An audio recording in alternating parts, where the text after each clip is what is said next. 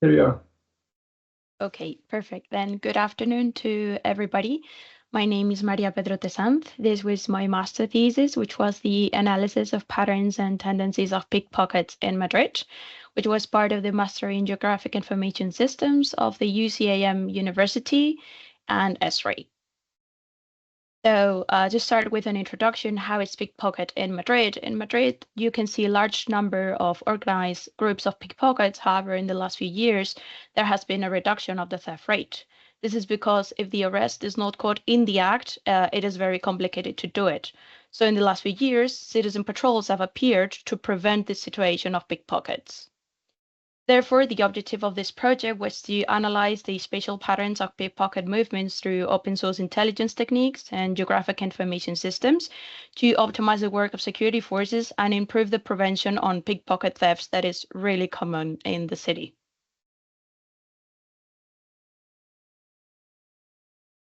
The study focused on the municipality of Madrid that you can see on the image, and all the pickpocket data was extracted from open source data from YouTube and Instagram from March 2024 to March 2025. Also, one of the main objectives was the ArcGIS integration. Through different apps, we could do this real-time analysis through the combination of data studies. The first phase of the project was the data research to first gather all this pickpocket data and then acquired and validated into a normal system that we could get it, then organize it in non-spatial data and spatial data in Excel and ArcGIS Pro, and finally some enrichment with other types of open source data. You can see all the project data on your screen. I think, in my opinion, the most important one is the 105 pickpocket registers that were recovered, but also other open source data was used, such as transport passenger data, population density, touristic points of interest, or transport network data. All of this from Town Hall of Madrid, Consortium of Transports, or OpenStreetMap.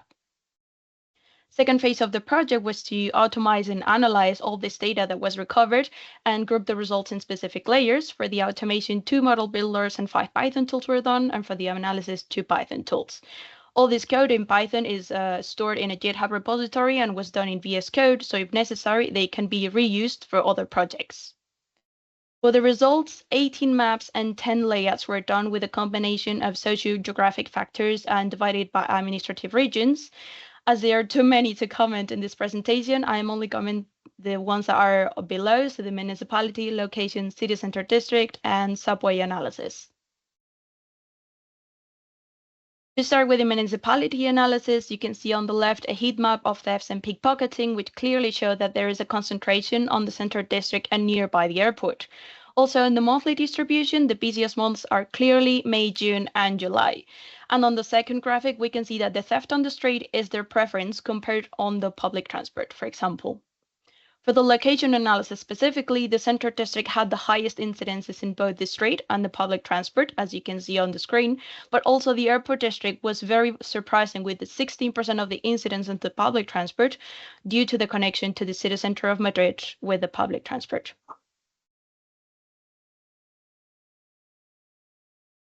Specifically for the city center district, you can see that the Palace neighborhood had the highest incidences, so the one on the center with 41%, but also very surprising was that on the third graphic that you can see there's a distribution of neighborhoods by clans. So 11 and 12 belong predominantly to the Romanian clan, and the 14, 15, and 16 to the Bulgarian one. For the public transport, 74% of the cases were occurred on the subway, so this is the one I'm going to comment. For the lines, the line 1, 3, and 6 had the highest number of cases, but also below in the graphic you can see the stops. And these stops also reflect the preference of pickpockets for the areas that are very touristic. Finally, there was an app generation. 3 different apps were generated, so a dashboard, a survey 1-3, and a story map. The survey 1-3 and the story map thought for citizens, and the surveys 1-3 specifically to feed this dashboard to do this real-time data visualization and analysis for law enforcement agencies. The story map was more focused on the dissemination of the study and how this analysis is so important. Now on the screen, you can see a demo on how the dashboard works. It is completely interactive. As you can see, I'm sorry that it's in Spanish. We could filter by date, by clans, by location, but also filter on the left by a specific incident, for example. Now, focusing on the second tab of the dashboard, it had all this information that I just told you about the districts. It had it filtered by location, clans, and number of incidences. And then on the third tab, we had all the information about the public transport filtered by subway, train, bus, the stops, the lines, anything related to the incidents on the public transport. For the survey 1 to 3, you can see on the video, it was a very simple survey that all citizens could do to inform if there was an incident with a pickpocket, and this could feed the dashboard in real time. Then for the story map, it was very important to show why pickpocketing is so important to study it and how this study helps and how it can be improved the situation. Finally, for the conclusions of the analysis, the study demonstrated that pickpockets focus on areas of high influx of tourists and pedestrian areas. So mainly the city center and the surrounding areas, but also the airport connection with Madrid with the public transport. So this demonstrates that there is a territorial distribution and organization of the clans of pickpockets in Madrid.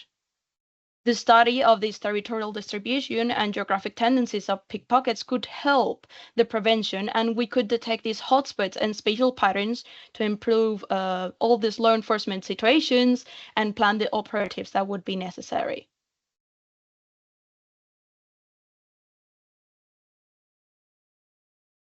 Finally, some next steps. Through the combination of the survey 1 to 3 and the dashboard, all police, both municipal and national, could plan operatives and detect these acting patterns to make this arrest more efficient, and the project could be now launched in real time for them to use nowadays. Finally, thank you for your attention. I hope that you like the presentation, and please, if you have any question, please don't hesitate to ask. Thank you, Maria. Let's stop your presentation. And let's continue with some questions. From my side, the question was, I really confused a little bit. Did you use some official data from municipality or police, or did you gather all these pickpocket cases by some social media? Yes, I did ask for official data for the police, but they told me that due to the nature of the data, I could not use it and they could not share it with me. So all the data is from open source, specifically from a Citizen Patrol account from YouTube and Instagram, which is the most famous Citizen Patrol on Madrid. So all the data is open source. None of it is national, but I did ask for it, but they did not lend it to me. Okay, Eugene, your question. Yeah, thanks, Yanis. Thanks, Maria. Mine would have been something similar to you, Yanis. If there were any applications in relation to the data collected by your study. Yes, so the thing is that since there is no official data, ideally after this project, the idea would be to implement this official data, contrast it with the open source data, and see if it joins together with the conclusion. It's something that it's aligned with it. Therefore, we have some. There is no that amount of error that you could get, for example, from open source. In open source, you can get duplicated data, you can get a lot of things that can happen, and that data is not as reliable as, for example, official sources. Okay. Okay, thanks, Maria. Okay, thank you, Maria, for your presentation.